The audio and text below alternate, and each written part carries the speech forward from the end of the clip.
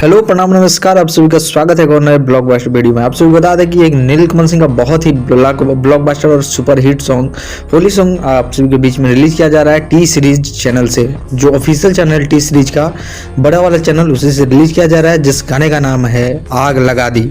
बहुत ही खूबसूरत और बवाल गाना है। इस गाने को अनमोल मलिक, अनु मलिक और नीलकमल सिंह ने इस गाने को गाया है। और इस गाने में फीचरिंग जो किए हैं वो नीलकमल सिंह हैं, आकांक्षा पुरी हैं, अनु मलिक हैं। और इसके जो म्यूजिक है अनु मलिक ने म्यूजिक दिया है, लिरिक्स राइटर कुमार का है। और इस गाने को आप सबके बीच में टी सीरीज ऑफिशियल चैनल से रिलीज 7 मार्च को रिलीज किया जा रहा है ऑफिशियल चैनल से। बहुत ही ब्लॉकबस्टर और बवाल गाना होने वाला है, यानी कि बहुत ही गजब का गाना होने वाला है। तो इस गाने को जरूर सुनिएगा। तब तक के लिए इतना ही, मिलते हैं किसी और नए अपडेट के साथ। तब तक के लिए बाय, जय हिंद, जय भोजपुरी।